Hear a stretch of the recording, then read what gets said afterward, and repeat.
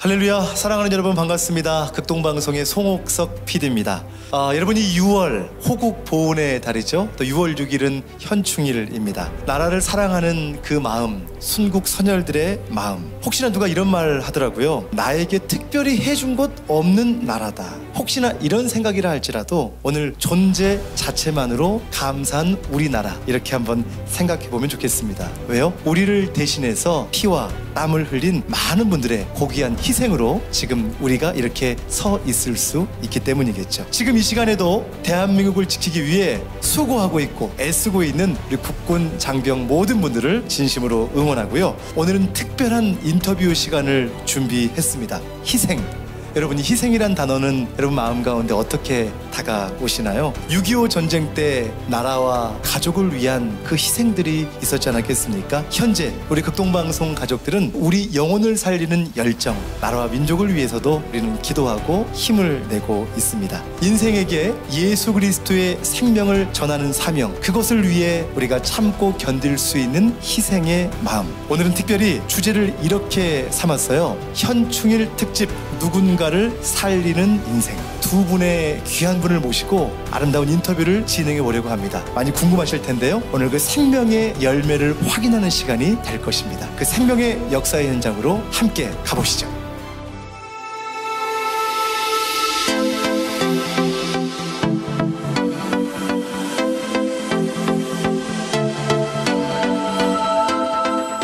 (2002년 9월 4일) 오전 11시 50분 강원도 고성군 현내면 대진리에서 태풍 루사 피해 복구 작업을 벌이던 육군 뇌종 돌격부대 7중대장 김일동 대위. 해안 철책 인근에서 한국전쟁 당시 매설돼 유실된 것으로 추정되는 M14 대인지뢰를 발견했다. 김일동 대위는 부하와 인근 주민 모두를 대피하게 한 뒤 지뢰를 안전지대로 옮기려다 폭발해 복부가 파열되고 손목이 절단됐는가 하면 한쪽 눈도 실명되는 중상을 입었다. 개인의 부주의로 묻힐 수도 있었던 이 사고는 부하 병사를 진심으로 아꼈던 노병천 대령의 제보로 기사화될 수 있었다.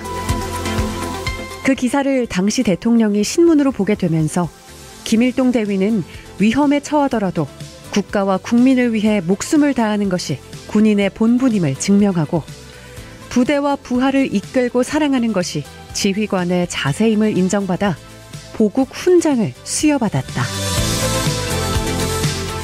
그리고 그렇게 살아난 김일동 대위는 현재 목회자가 됐고 생명을 살리는 사역을 진행하고 있다.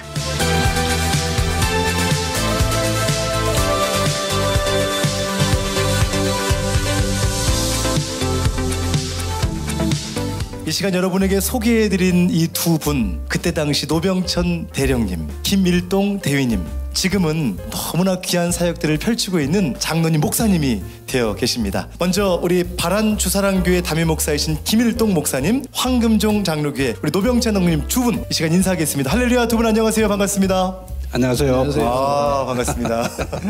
여러분 이 두 분 얼굴 보시니까 어떠십니까? 은혜가 넘치시고요. 이 두 분의 만남, 오늘 극동방송 아침방송 가족들과의 만남 너무나 귀한 시간인데 장모님 오늘 오시면서 기대감이 좀 있으셨을 것 같아요. 어떠십니까? 극동방송에서 김일동 목사님의 이 이야기를 공식적으로 나누기는 처음입니다. 그런 면에서 굉장히 하느님께서 어떤 뜻이 계실지 사실 기대가 많이 됩니다. 김일동 목사님도 어떤 기대감으로 오셨습니까? 하나님께서 뭔가 뜻이 있으시겠다 그 마음을 가지고 왔고요. 저희들의 얘기를 통해서 하나님의 살아계심을 많은 청취자분들에게 들려주고자 하는 그런 계획이 있으신 것 같다는 그런 마음으로 이렇게 나오게 되었습니다. 오늘 두 분 너무나 잘 오셨고요. 극동방송 가족들이 지금 박수와 함성으로 막 화답을 하고 있습니다.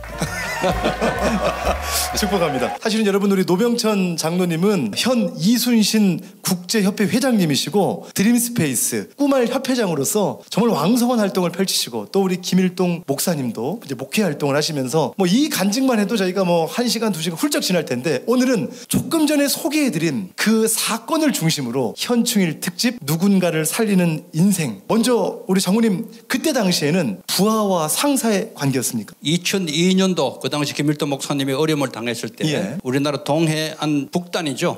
고성 그쪽에서 연대장을 하고 있을 때입니다. 그리고 우리 김일동 목사님은 중대장 그 당시 그런 관계였습니다. 예. 아니 그러면 그 시간이 태풍의 피해로부터 시작이 된 것 같아요. 그렇죠. 여러분 아실 겁니다. 태풍 누사 2002년 8월 31일 동해안 쪽으로 확 밀고 들어왔죠. 재산 피해만 5조. 그래서 그 당시에 수해가 너무 심해서 중대별로 구간을 나누어 가지고 복구하는 일이 계속되었고요. 쥐레들이 북한 쪽에서도 떠내려오고 있었어요. 굉장히 그 쥐레가 위험하기 때문에 제가 아침마다 회의하면서 중대별로 이렇게 절대로 쥐레 나오면 조심하고 가볍게 얘기하지 말고 반드시 표시를 하고 쥐레 제거반이 있거든요. 야. 별도로 불러서 이렇게 처리하는 그런 절차를 밟아야 된다.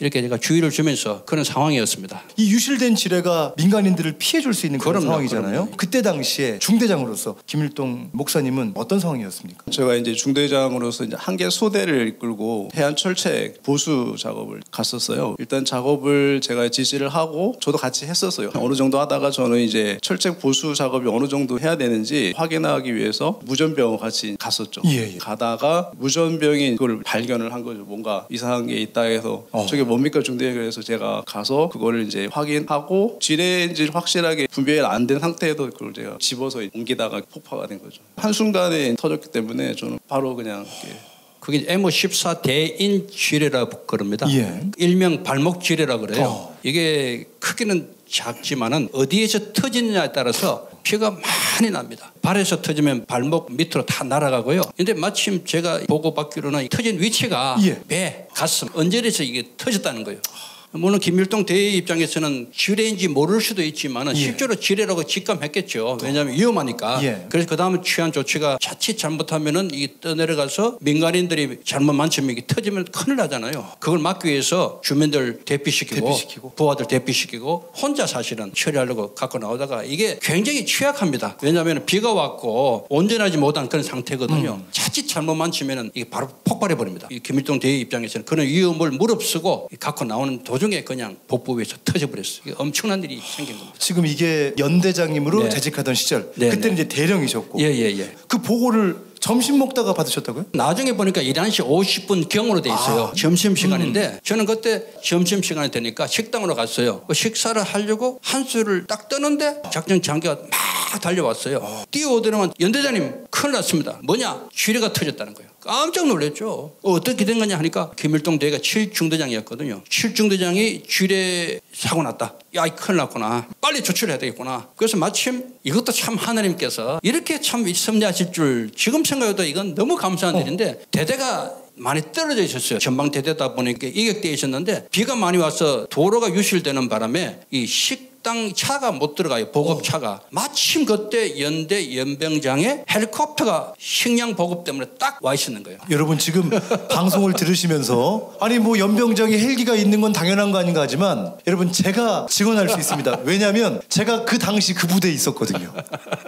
맞습니다. 저희 여러분 제가 우리 노병철 장관님이 연대장이셨던 그때 제가 그 전투지원 중대 군종병이었습니다. 아 지금 제가 그때 아는 게 우리 53년대 그 연병장에는 있을 수가 없는 일이에요. 헬기는 있을 수 없는데 그날 그 대민 지원 때문에 헬기가 마침 맞아요. 그때 있어서 그 정신없는 과정 중에 헬기를 타고 가기로 작정하십니다. 헬리콥터가 마침 와 있었다는 건 보통 이게 기적 같은 일이 아니거든요. 그래서 제가 조종사가 식사하는 걸 보고 빨리 출동해야 된다. 급하다. 조종사 이분도 저와 같이 뛰어나온 거죠. 그래서 연병장에 있는 헬리콥터 탔습니다. 위치는 아니까 대진 초소 빨리 갑시다. 그러니까 이 조종사가 알겠습니다 하더니만 헬리콥터를 몰고 쫙 같이 올라갔습니다. 올라갔는데 문제가 또 뭔가 하면은 한참 올라가다가 No Flying 9이라고 있어요. NFL이라고 더 이상 올라가려면은 보고가 돼야 돼요. 보고가 사전에 이 전방 지역 북쪽에 가깝기 때문에 보고 없이 헬리콥터가 못 들어가요.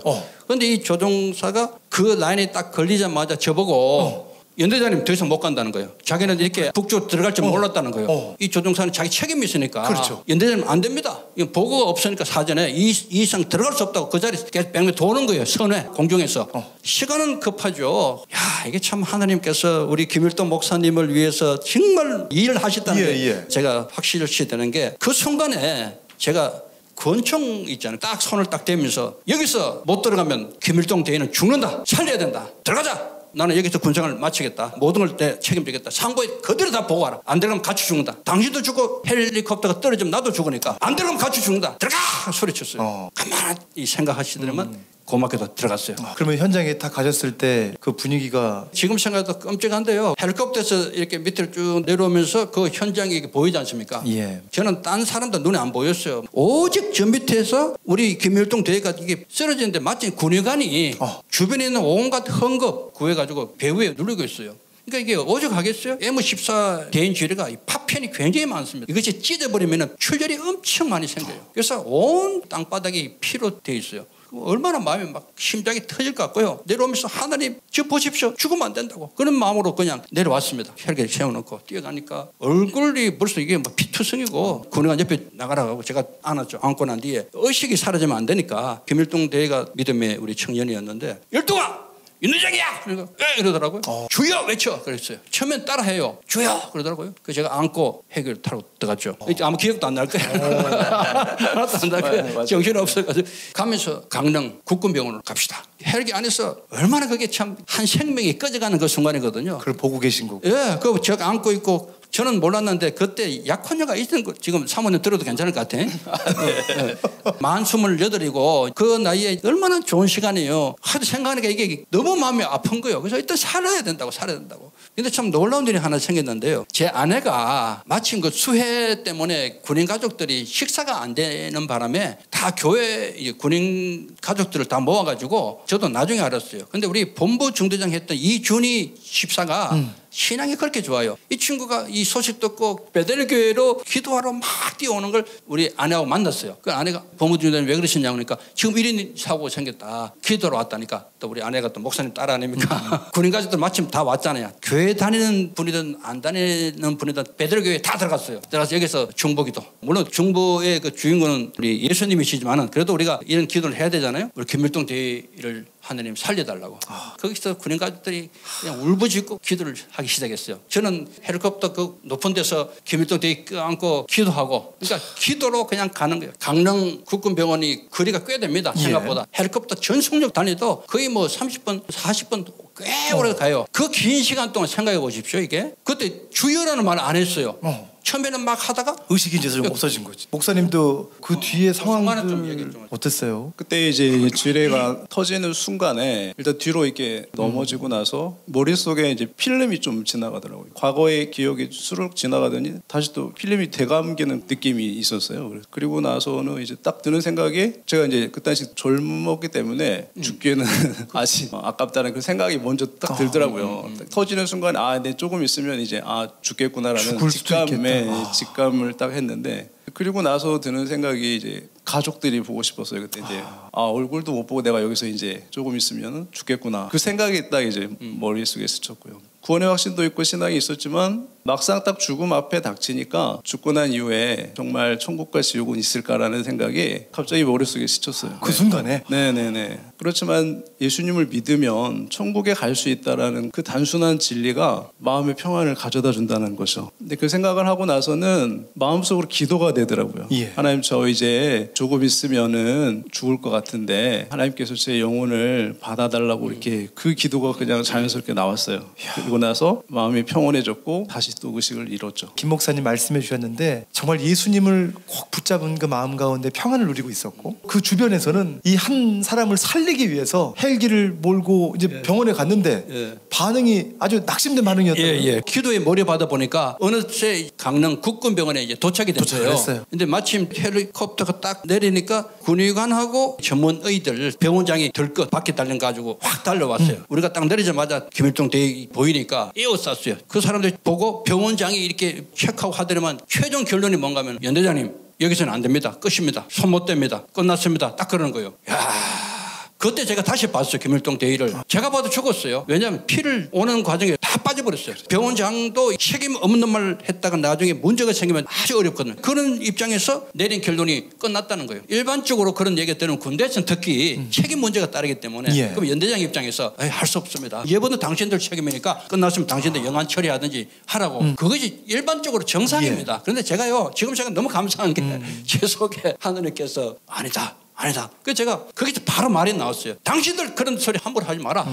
생명은 하나님의 손에 달려있다. 이 생명이 당신 거냐? 생명은 하나님 것이니까 하나님께서 포기하지 않으시리라 믿는다. 여기서는 끝났다지만 끝이 아니다. 그랬어요. 그러면서 가까운 병원을 찾았는데 강릉 아산병원이 있습니다. 예. 바닷가에. 민간병원으로 가겠다. 헬리콥터 준비 빨리 하라고. 그런데요. 지금까지 타고 왔던 그 헬리콥터가 뜰 수 있는 여건이 되지만 갑자기 구름이 확 몰려와가지고. 이제까지 다 맑은 하늘로 왔는데 그렇죠. 또 지금까지 왔잖아요. 꼈어. 대화하는 시간도 불과 10분도 안 돼요. 예. 짧은 시간에 뭐 그렇게 기상 변화가 있겠어요. 그죠? 조종사가 못 뜬다. 뜨지 못할 정도로 완전히 막아버렸어. 하늘을. 야, 이게 하나님 살아계심을 확실하게 보여주시는구나 생각이 드는 거예요. 갑자기. 그때 제가 그랬어요. 하늘로 못 가니까 육지로 가겠다. 빨리 앰뷸런스 준비하라. 그랬어요. 앰뷸런스가 한 5분 있으니까 왔어요. 그래서 제가 또 김일동 대위 몸에 힘 다 빼고 축 늘어지면 들면 되게 무거워요. 이 친구를 붙들고 앰뷸런스 뒤에 실었어요. 갑시다. 전성적으로 달렸죠. 왜? 거기 거리가 있고 이제는 사실 다 죽은 입장인데 응급실 앞에 딱 서니까 의사 2명이 나오더라고요. 제가 그랬어요. 급하다. 빨리 좀 손을 좀 봐주시오 하니까 그 사람들 보더니만 코골이를 막 절레절 하는 거예요. 왜냐하면 강릉 국군병원에 있는 의사들도 끝났다고 선언한 그런 상태 아닙니까? 그리고 또 30분 있다 또 달려왔으니까 그렇죠. 완전히 다 끝난 겁니다. 그 의사들도 보니까 표정이 안 좋아요. 그래서 제가 이 김일동 대위는 우리의 소관이 있는 게 아니라 하나님께서 생명 잡고 있으니까 어쨌든 간에 좀 어떻게 해봐라고 책임지라고 확 밀어놓고 밖으로 나왔죠. 나오고 좀 기도받기도 하겠어요. 하나님 김일동 살려달라고. 죽으면 안 된다고. 이 귀한 생명 살려주십시오. 살려주십시오. 계속 기도했죠. 연대 교회에서는 또 우리 군인 가족들이 김일동 대위를 살려달라고 하나님께 매달리고 이런 역사가 계속 이제 일어나는 거죠. 그런데 새벽 3시쯤 됐을 거예요. 새벽 3시.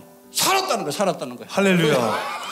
사셨으니까 오늘 여기 계신 거 아니에요. 지금 새벽 3시에 살았다라고 말씀을 들었을 때 너무 마음이 행복했어요. 그냥 뭐 무너졌죠. 그냥 뭐. 지금 생각하니까요. 연병장에 헬리콥터가 있게 하신 것도 하나님. 그것도 하나님이죠. 또 중간에 날아가는 가운데 넘어갈 수 없는 그 선. 예. 거기서 조종사가 계속 안 가겠다고 버티고 그 순간에 제가 살려야 된다고 했을 때 이 생명을 살려야 되겠다는 마음으로 바뀌게 한 것도 하나님 아니시겠어요? 그 강릉병원에서 군의관들하고 병원장이 안 된다고 다 끝났을 때 포기하지 않았게 한 것도 하나님. 아산병원에서 그 의사들이 손을 통해서 살아나는 것. 이 생각하니까요. 하나도 어긋났으면 죽었어요. 사실은. 지금 생각하니까 4번의 놀라운 하나님이 직접 간섭하심이 있었다. 4번의 네 번이죠. 하나님의 네. 간섭. 목사님도 근데 이 얘기를 그때 당시에는 좀 모르셨을 것 같아요. 전혀 몰랐죠 저는. 나중에 알았습니다. 20년 지나고 나서 와, 이 얘기를. 네, 장로님이 이제 간증하신 것을 누군가가 블로그에 글을 남겼더라고요. 우연히 그 블로그를 보고 나서 그때 알았어요. 그때 이제 별로 의식이 없었기 때문에 저는 전혀 생각을 못했고 군의관이 와서 그냥 병원으로 데려간 줄로만 알고 있었죠. 그 사실을 알고 나서 너무 이제 심장이 이제 막 두근두근한 거죠. 그동안 모르고 지냈기 때문에 너무 죄송하고 그래서 이제 전화를 드리고 만난 거죠. 지금 방송가족 여러분께 사진 한 장을 보여드릴 텐데요. 지금 이게 병원에서 목사님이 조금 이제 회복을 하셨을 때 사진 같아요. 뭐 훈장을 받는 그런 시간입니까? 그쵸. 연대장님 오셔서 국가유공자증하고 훈장 수여해 주시는 그 장면이죠. 그 옆에 이제 군종 목사님 같이 오고. 제가 저 군종 목사님을 알아요. 사진 보고 저도 깜짝 놀랐네. 아니 근데 중요한 거는 그 뒤에 비하인드 스토리가 있었다라는데. 제가 이 얘기는 안 하려고 사실 예. 20년간 감추고 있었거든요. 왜냐하면은 김일동 대위가 알면은 이게 트라우마입니다, 사실은. 그런 마지막 모습까지 갔다면 그거 자체가 정서적으로 굉장히 힘든 부분이 있어요. 그걸 알기 때문에 그래 살았으면 됐지. 더 이상 뭘 바라겠냐. 헬리콥터 탈 때부터 마지막 아산병원 가는 그 모든 과정은 아무도 몰라요, 사실은. 제가 입 다물면 이제 아무도 모르니까. 그래서 김일동 대위가 전혀 모르게 하라 하고 20년을 그래 지내왔는데 갑자기 어느 날 전화가 왔어요. 예. 그때 뭐라 그러셨어요? 연대장님 저 김일동입니다라고 제가 만나고 싶다고 말씀을 드렸죠. 제가 깜짝 놀랐어요. 아니 네가 웬일이야.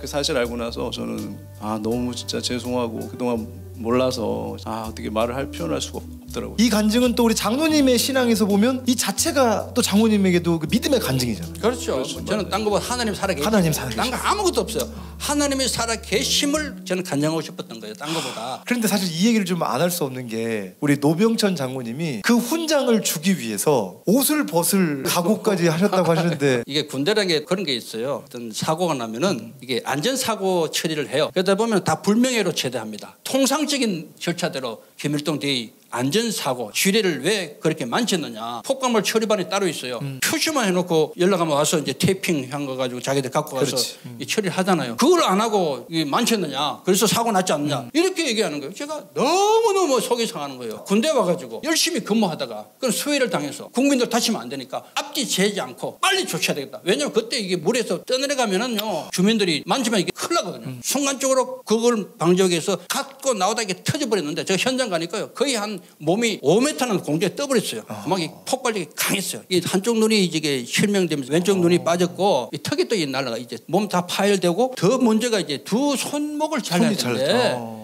이게 부모님 허락해 주셔야 되는데 빨리 연락했죠. 그럼 오셨어요. 김일동 대회를 본 거죠. 부모님 입장에서. 부모님 마음이 말로 표현 안 돼. 그러니까 저보고 그래요. 연대장님 우리 아들 안 살리랍니다. 아, 왜 안 살리냐니까 저놈 살아가 뭐하냐고 저래가지고 저래가 어떻게 살겠느냐고 차라리 여기서 주는 게 낫다. 이까지 마음이 아픈 마음을 표현하더라고요. 제가 그랬어요. 아버지 생각해봐요. 부모의 자식은 맞지만 하나님의 자식이란 말이에요. 우리는 하나님의 자식은 그래 함부로 우리가 팽개칠 수 없는 거 아니냐. 살려야 된다. 그래도 빨리 사인하라고 그랬어요. 그러니까 이제 사인하셔가지고 두 손목도 이렇게 절단이 됐는데 군대 와가 국민을 위해서 희생한 이 젊은 장교가 명예도 없어지고 몸도 다 망가졌죠. 제가 너무 속이 상해서 찾아가가지고 그랬어요. 이거 왜 안전사고를 해야 되느냐. 국민을 위해서 희생하지 않았냐. 왜 우리가 이렇게 보내야 되겠느냐. 그러니까 위에서는 강경한 거예요. 이거 안전사고다. 끝까지 그러는 거예요. 그래서 제가 생각했죠. 하나님께서 김일동 대회를 살린 목적이 아니겠느냐. 그 한 생명이 살았으면 됐지만 이대로 끝날 수는 없지 않느냐. 하나님께서 김일동 대회를 또 명예를 회복시키면 좋겠다. 이 생각 들어서 본래 그러면 안 되는데 제가 참 잘못했죠. 물론 지금 생각은 잘못했지만 잘했어요. 본래 보도 통제라는 게 있어요. 군대에서 보도 통제. 그걸 하면 안 되거든. 군에서는 이 내용이 안전사고로 끝났기 때문에 더 이상 할 수 없으니까 제가 민간 신문에다가 기사를 제보한 거예요, 사실은. 근데 이런 게 알려지면은 아까도 그 헬기 사건부터 이미 지금 엄청 혼나셨을 것 같은데. 저는 죄인 중에 죄인. 속된 말로 저는 이제 숨만 쉬도 장군 된다 그랬어요. 그 당시에 예, 분위기가. 그 당시. 나도 육사 나와가지고 장군 되고 싶으면 누구나 되고 싶거든요. 그거는 뭐 솔직한 거니까. 근데 그것이 저한테는 안 닿았어요, 제 속에. 우리 김일동이 살았으니까 우선 감사하고 이왕 살았는 거 정말 멋있게 명예롭게 있어야 될 거 아닙니까? 그 생각 드는 게 어차피 내가 군복 본다고 생각한 거 마지막 한 번 더 해가지고 기사 제보하니까 연합신문 쪽에서 바로 이제 컨택이 돼가지고 신문에 한 번 나니까 쫙 퍼져버렸어요. 신문 나니까 제가 또 곤란해진 거예요. 통제 안 받고 임의로 냈느냐. 굉장히 곤혹을 치렀죠. 그렇게 이왕 각오한 거니까. 저는 다 끝났다고 생각해서 사실은. 그러는데 기도하고 있었죠. 하나님 우리 김일동 정말 좋은 모습으로 군에 나가게 해달라고 하나님 도와달라고. 근데 이 신문을 엄청난 분이 보셨다고요? 갑자기 청와대에서 연락 온 거예요. 청와대에서. 청와대에서요? 예, 그 당시 대통령 김대중 대통령께서 기사를 보신 거예요. 늦게. 그러더니 제가 나중에 듣기로는 이런 장교가 있었네? 이래 된 거예요. 이 세상에 이런 일이 어디 있어요. 그래서 야 이런 장교라면 빨리 포상해라. 정말 훌륭한 장교다. 이거 귀감이 된다. 해가지고 대통령 특보가 내려온 거예요. 보고훈장이 그냥 받는 게 아닙니다. 사실. 저도 사실 못 받았어요. 보고훈장 광복장에다가 국가유공자 그걸 가지고 온 거예요.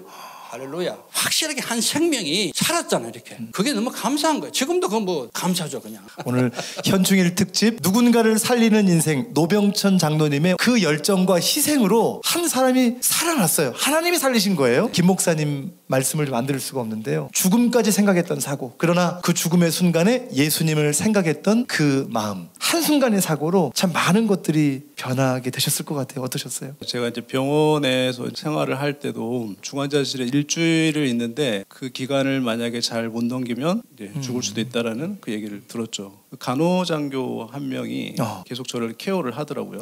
석션을 할 때도 항상 잘 이겨내셔야 된다고 하면서 격려해주고 너무 고맙더라고요. 그게 간호할 때 명찰을 보고 이름을 이제 기억을 해놨죠. 제가. 그래서 그 간호장교 이름이 오인주라는 아직도 기억이 나는데 중환자실에서 한 일주일 정도 있다가 이제 일반 병실로 옮겼죠. 옮기고 나서 그때 당시에 너무 이제 감사해서 한번 만나서 그때 잘 간호해주고 치료해줘서 고맙다라는 인사를 하기 위해서 찾아갔어요. 중환자실에 오인주라는 간호장교가 있느냐 그걸 물어봤어요. 간호장교들 대답하기를 그런 간호장교는 없습니다. 내가 분명히 오인주라는 명찰을 봤는데 왜 없다고 하지 하면서 그러면 국군 수도병원에 근무하는 간호장교 명단을 좀 확인해 줄 수 있느냐 해서 컴퓨터로 조회를 했는데 이름이 안 나오는 거예요. 이름을 기억할 때도 제가 머릿속에 생각할 때 오직 인자하신 주님이라는 뜻으로 제가 해석을 했었거든요. 그 당시에도 네. 오인주. 참 신기하다는 생각을 했었는데 한번 만나야 되겠다 했는데 만날 수가 없었던 거예요. 하나님께서 나를 살리기 위해서 그렇게 간호장교를 통해서라도 이렇게 역사를 하셨구나라는 나중에 생각이 들더라고요. 그래서 너무나 감사하고 왜 하나님 나를 이렇게 살리셨을까 이제 고민을 하기 시작했어요. 병원에 있으면서. 그러면서도 하나님의 선하신 뜻이 있겠구나라는 그 마음으로 이겨내야 되겠다. 그 다짐을 하게 된 거죠. 다른 사람들은 절대 이해할 수 없었는데 하나님께서는 그 마음을 저에게 주시는 거예요. 욥기에 보면은 그 말씀이 있잖아요. 나의 가는 길을 그가 아시나니 그가 나를 단련하신 후에는 내가 정금같이 나오리라는 그 말씀을 항상 마음 가운데 이렇게 주시더라고요. 그래서 그 말씀 항상 기억하고 빌립보서 4장 6, 7, 8절 말씀이었어요. 아무것도 염려하지 말고 오직 기도와 간구로 너희 구할 것을 감사함으로 하나님께 아뢰라. 그래야면 모든 지각에 뛰어난 하나님의 평강이 그리스도 안에서 너희 마음과 생각을 지키시리라라는 그 말씀이었는데 그 말씀을 항상 이제 기도할 때마다 그거를 이제 암송하기 시작했던 거죠. 물론 현실적으로 보면 너무 힘든 시간이었어요. 손도 없고 내가 이제 뭐를 할 수 있을까 그런 생각을 하면서 너무 힘들었어요. 그런 생각을 할 때면 하나님이 원망되기도 했었죠. 왜 하나님 저한테 이런 어려움을 허락하십니까? 라는 원망된 마음도 있었지만 그러나 감사의 기도 제목 한번 생각해 보자. 이제 마음을 바꿔먹고 그래 내가 비록 한쪽 눈은 잃었지만 볼 수 있다는 거, 들을 수 있다는 거, 말할 수 있다는 거 이런 것들을 생각하면서 그래도 이건 감사하다. 이렇게 할 수 있는 것도 너무 감사하다는 생각하면서 그러면 말할 수 있고 볼 수 있고 들을 수 있으면 무슨 일을 할 수 있을까? 그 생각을 하게 된 거예요. 그래서 하나님이 저를 장애인이 되게 한 이유는 장애인들을 섬기게 하기 위해서 나를 장애인으로 만들지 않았나 하는 그런 생각을 하게 됐어요. 일단 병원에서 퇴원을 하고 나서는 대학원에 진학을 해서 사회복지를 공부하고 이제 자격증도 따고 해서 하나님 그쪽으로 나를 쓰시려나 보다 하고 준비를 하는데 계속 마음 한켠에는 평안하지가 않은 거예요. 계속 무거운 거예요. 그리고 드는 생각이 사람을 살리는 거는 복음이지 복지로는 한계가 있다라는 생각을 하나님 갖게 하시고 다시금 이제 신학을 하게 하시는 거였어요. 물론 신학을 하게 된 계기도 제가 처음 이제 대학교 1학년 때 예수님을 영접하고 대학교 3학년 때쯤 돼서 이제 수련회에 가서 하나님 앞에 이제 헌신하겠다는 그런 기도하고 다짐했던 그런 기억이 있어요. 근데 그때 당시에는 제가 그걸 거부했어요. 저 같은 부족한 사람이 어떻게 하나님의 길을 갈 수 있겠습니까? 저는 아닙니다라고 거부를 하고 있었고 그리고 나서 나중에 이제 시간이 지나서 이런 어려움을 겪고 나고 보니까 그 생각이 떠오르는 거예요.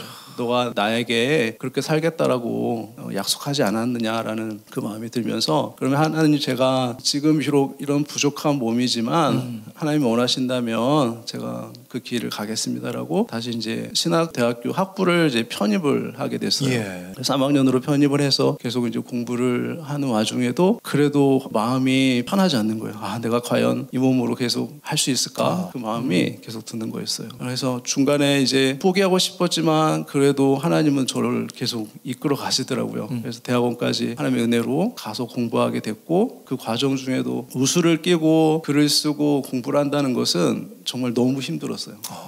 그 당시에는 이제 펜을 잡고 1시간 이상 이렇게 시험을 막 보게 되면 몸이 그냥 너무 힘들어서 중간에 포기하고 싶은 마음이 있었는데 그래도 하나님께서 계속 붙잡아 주셔서 무사히 이제 학업을 잘 마치고 사역의 길을 열어 주셔서 사역을 하고 하나님 은혜 가운데 지금은 경기도 화성시의 향나무배 바란 주사랑교회라고 교회를 이제 개척을 하게 되었어요. 목사님이 개척을 하신 거예요? 네. 와, 지금 개척한 지가 얼마나 됐습니까? 개척한 지는 이제 한 11주 되는데 이제 아직 11주 3개월도 아직 안 됐죠.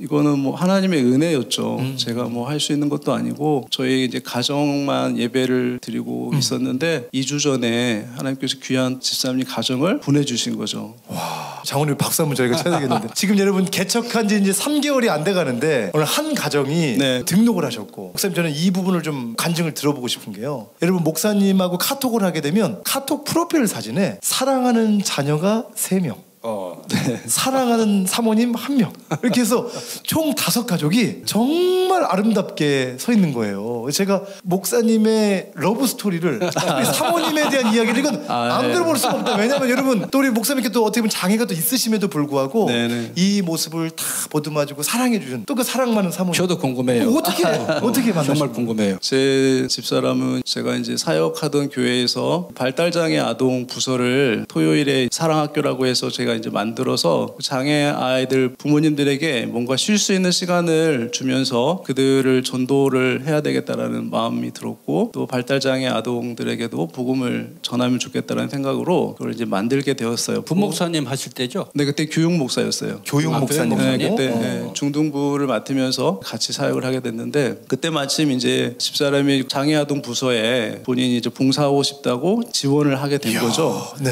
아, 그러면 와서 같이 봉사하면 너무나 감사하다고 해서 교사로서 섬기도록 했고, 거기서 이제 만나게 된 건데, 제가 옆에서 볼 때 그 장애 아동들을 잘 대하는 거나 아이들하고 이렇게 노는 걸 보고, 아, 저 정도 다른 장애 아동에 대한 마음이 있으면 같이 살아도 되겠다는 마음이 이게 드는 거예요. 그러니까 하나님께서 그 마음을 주셨죠. 그래서 너무 감사했었는데, 그래서 제가 이제 나중에 얘기를 했죠. 예. 같이 이제 교제하고 싶다. 그때 만난 지 별로 안 됐어요. 한 달 좀 넘었나? 짧은 기간이었는데 결혼을 전제로 교제를 하고 싶다 그랬더니 흔쾌히 승낙을 하더라고요. 그래서 만난 지 한 3개월 만에 결혼을 한 것 같아요. 아이고. 생각해보면 아, 이거는 정말 하나님이 하시지 않고는 절대 이게 이루어질 수 없다라는 생각이 들었어요. 그래서 만나는 중에도 하나님 보내주신 자매구나라는 마음이 들었죠. 근데 아내는 이제 손을 잘 못 쓰니까 그 부분을 저를 도와주고, 저는 이제 아내의 부족한 부분을 함께 도와주면서 그렇게 살면 좋겠다라고 이제 서로 약속을 하고 이제 결혼을 하게 된 거죠. 너무 담담하게 이렇게 얘기하시는데 그 중간에 무수히 많은 여러 과정들이 있었을 것 같은데요. 아니 근데 이 시간의 목적이 바로 이거 같아요. 그러니까 생명이 살아났을 때 또 그 믿음의 가문이 번성하고 살아나고 또 생명이 더해지는 거 아니겠어요? 우리 김일동 목사님을 다시 만난 때가 2023년 7월 1일 예. 오후 3시 반이었어요. 거의 뭐 20년 만에 만난 건데, 고맙게도 만났을 때 혼자가 아니고 아주 아름다운 천사 안에. 예. 저는 하늘에서 내려오신 천사. 정말 아름다우시다. 그 사모님하고 그렇게 이쁜 두 딸하고 같이 온 거예요. 아기 때. 이야. 깜짝 놀랐어요. 제가 얼마나 가슴이 뛰는지요. 그때 흥분해가지고 와 그랬어요. 깜짝 놀라서. 그래서 너무 갑자기 감사한 게 있잖아요. 우리 김일동 목사님이 이렇게 하나님이 주신 생명으로 다시 살아나니까 저 이쁜 딸들이 또 생명으로 세상에 나온 거예요. 할렐루야. 그리고 지금 또 막내 이름이 뭐예요? 아들이죠? 네, 아들. 이름 뭐예요? 김다솔. 와. 새 자녀. 새 아이가 세상에 보내짐을 당한 거예요. 얼마나 이게 감사해요. 제가 뭐 장원안들에게 뭐가 대속했어요. 아무것도 아니야. 전 진짜 지금 제 아내하고도 우리 김일동 목사님이 살아나신 것만 해도 우리는 이 땅에서 작은 몫이지만은 잘 감당했다고 우리는 생각한다. 진짜 그런 생각해요. 그런 감사를 해요. 아니 여러분, 근데 또 그분이 새로운 길이 목회자의 길, 죽어가는 영혼에게 예수 그리스도의 생명을 전하는 일. 아멘. 마지막 우리가 이런 마음 전하고 싶어요. 하나님은 생명을 살리셨고 생명이 이렇게 전해지는 그 가운데 또 하나의 생명을 만들어가는 그 과정을 보고 계셔서 혹시나 오늘 방송 가족들에게 우리 장모님도 또 우리 목사님도 뭔가 이 생명과 관련된 이야기를 한 말씀만 해주면 좋겠는데, 우리 장모님부터 한번 해주실까요? 네. 정말 생명이 생명을 낳습니다. 저도 원래 불교 가정에서 천주교 믿다가 하나님 은혜 가운데 친구의 전도로 제가 기독교로 왔거든요. 그 후로 많은 일들이 있었고, 그 가운데 제 형님이 목사님 됐고, 동생이 목사님 됐고, 제 처가 목사님 딸이고, 제 아들이 목사고, 다 한 명이 복음으로 바뀌니까 모든 것이 바뀐다는 것을 제가 확신해서 너무 감사하고, 또 하나는 부족하지만 하나님이 저를 사용하셔서 우리 김일동 목사님 같은 귀한 또 주의 종을 또 살리게 되는 그런 일이 있잖아요. 정말 우리가 이 땅에 살면서 우리 주님 나라 가기 전까지 딱 한 가지 일을 해야 된다면 생명 살리는 일. 이건 절대로 후회함이 없다. 이보다 귀한 것이 없다. 여러분, 희생이란 게 뭘까요? 맞아요. 지금 우리 장모님 말씀처럼 생명을 살리는 일에 죽어가는 사람은 살 수 있지만 그렇지 못한다 할지라도 한 영혼을 살아나도록 기도할 수 있고 전도할 수 있고 복음 전할 수 있고. 오늘 목사님도 한번 한 말씀 해주시죠. 저도 제 인생을 보면은 만약에 제가 연대장님을 못 만났다면 저는 아마 그 순간 사고에서 제 인생은 끝났을 것 같아요. 한 사람의 희생으로 인해서 제 생명이 다시 살 수 있었던 것처럼, 우리가 이 땅을 살 때 우리가 어느 곳에 있든지 먼저는 가정이 돼야 되겠죠. 내가 하나의 미랄이 되어서 썩어져 죽으면 많은 열매를 맺을 수 있다라고 말씀하셨듯이, 미랄로서 내가 썩어지려고 한다면 하나님께서 저를 살리셨던 것처럼 그곳에서 하나님의 그 놀라운 생명의 역사가 나타날 줄 믿습니다. 그 생명을 살리는 사역들을 지금 바란 주사랑교회에서 약 3개월 개척을 전에 개척을 하셔서 이 사역을 함께하고 계시는데 목사님 뭐 좀 어려운 점이나 새로운 교회가 세워졌다니까 극동방송 가족들에게 기도 제목 한번 요청하시면 놀라운 하나님의 역사가 또 은혜가 있을 것 같은데 어떻습니까? 한번. 개척한 지는 이제 2달 좀 넘었고요. 참 감사하게도 집사님 한 가정이 등록해 주셔서 믿음이 약해질까 봐 용기를 주시고 또 붙들어 주려고 하나님이 보내셨구나. 하나님 감사합니다. 제가 낙심하지 않고 힘을 내서 영혼 살리는 일에 더 잘 감당하겠습니다라는 마음으로 바란주사랑 교회를 섬기고 있는데 그곳에는 지역사회 한 60% 정도가 다문화 가정이 많아요. 외국인 노동자들 또 아이들이 많은데 하나님께서 그곳으로 인도해 주신 것도 그들을 잘 섬기고 복음을 전하라는 하나님의 계획이 있으셨다라는 생각이 들어요. 우리가 그 지역에서 영혼 살리는 일에 잘 교회의 사명을 감당할 수 있는 교회 될 수 있도록 여러분 생각나실 때마다 기도해 주시면 감사하겠습니다. 아멘입니다. 여러분 같이 기도해 주시고요. 자, 오늘 현충일 특집 누군가를 살리는 인생, 누군가를 지금 살리고 있고 또 살려왔던 오늘 귀한 두 분을 모시고 오늘 마지막 말씀 한번 하면서 이 시간 인사할 텐데요. 특별히 오늘 김 목사님이 노 장로님에게 한번 감사의 고백, 또 우리 장로님도 축복해 주면서 답사 한번 해주시면 좋겠습니다. 우리 노병천 연대장님이자 또 우리 장로님, 제가 늘 마음속에 큰 빚을 진 아주 귀한 분, 하나님의 사람인 것을 제가 고백하지 않을 수 없습니다. 우리 장로님 하시는 사역 가운데 하나님께서 늘 동행해 주시고 그 사역을 통해서도 생명이 다시 살아나는 그 역사들이 많이 일어날 수 있기를 기대하고 또 기도합니다. 감사합니다. 네. 우리 김일동 목사님을 이렇게 이 자리에서 뵙고 또 귀한 극동 방송에서 이런 방송을 한다는 자체도 사실은 놀라운 일입니다. 제가 바라고 싶은 것은 우리 김 목사님께서 이제 교회 개척을 하셨으니 이 방송을 듣는 많은 분들이 기도도 더 많이 해주시고 우리 김일동 목사님 하시는 그 사역이 이제 한 가정에서 시작됐지만은 많은 그 주변에 복음이 필요한 분들이 감동에 대해서 교회로 많이 모여드는, 그러면서 살아있는 하나님의 말씀으로 다시 태어나는 그곳이 되면 아멘. 참 좋겠어요. 기도하겠습니다. 감사합니다. 우리 화성 바란주사랑교회 김일동 목사님, 그리고 황금종 장로교회를 섬기시면서 현 꾸말 협회장 드림 스페이스, 정말 살리는 운동을 하고 계십니다. 오늘 두 분 너무나 감사드리고요. 이 현충일에 한 영혼을 살리기 위해서 이렇게 희생했을 때 한 영혼이 또 살아날 때 분명 놀라운 기적들이 일어났음을 여러분 보고 계시죠? 여러분 진심으로 응원하고 오늘도 의미 있고 복된 하루 보내시길 바랍니다. 두 분 발걸음 진심으로 감사합니다. 고맙습니다. 감사합니다. 감사합니다.